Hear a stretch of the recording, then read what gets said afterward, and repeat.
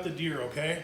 So what I want to do when I gut the deer is I want to take my knife in and just get the tip of my blade. Now, you can reach in here and feel that there's a outside piece and there's an inside piece. So what I try not to do is get it where I'm actually touching the actual guts on the inside, and I'm only getting this part. Now this is a part like, you know, it's like 60-40. 60% of the time you're gonna mess it up, 40% of the time you'll get it right. So hopefully I can get it right since I'm doing it on camera, but I just wanted you to see the whole thing. Now, if I was in the field gutting this deer, I would exactly do it this exact same way, okay?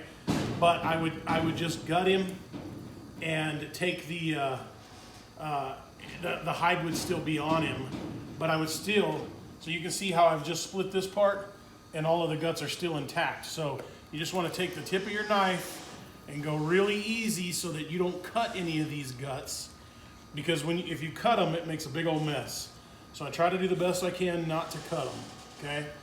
And if you just kind of go real slow with it, you'll be able to do it. Now, in this portion, everything you do with your knife is not as critical as the previous portions, because now I'm cutting just meat, right? I'm not cutting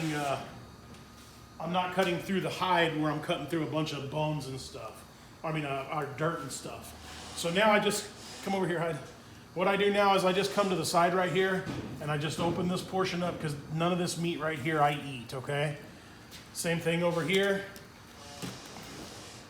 And I just let these guts drop in here. And I do this same exact thing, nothing changes in the field. I just slowly bring him out like this, slowly bring it down.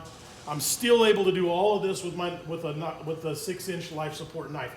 Now, one thing I will tell you though, with a life support with a 6-inch knife, whenever you have to cut in here, it's nice to be able to reach in with a longer knife. This is his stomach. This is what you want to do all you can not to cut, because it makes a mess everywhere. All right, let's see here. Let's keep coming down. Now, there are some organs that you can absolutely eat, okay? The liver is one of them. If you choose that you want to eat the liver, that's up to you. If I was in a survival situation, then I probably would eat this liver.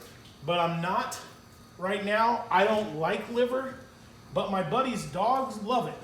So what we do is we keep the liver, and I take it to him and his dogs. So, yeah, the only thing that I eat inside of a deer that I actually enjoy is their heart. I cook it like I would cook a regular steak. I've never had any issues with it. It's great. So, but like I said, if I was surviving, I would actually take it all. But this is his liver. Some people like livers. Here, Briar, set that down over there. Some people like livers. If you like liver, by all means eat it. I just don't. There's nothing else in here I eat except for that heart. But so what I do now is I come down here, see if I can find this little spot. I always cut this piece off that goes up next to his rib cage, because this is meat, which I think would be on a beef, which is flank steak, but there's nothing really in here that's not too gristly. So my family, I got 3 girls, and they're pretty picky on the meat that they eat. They don't like that gristly, especially my wife. So on meat, since I process it myself, I do all that I can not to make it gristly. But anyway, that's basically the gutting process. I'll finish this all the way down. I split him all the way to his esophagus, and I drain all that out, wash him all off, and then I'll show you this next portion in a minute on actually getting some meat out of him. All right, ponder on it.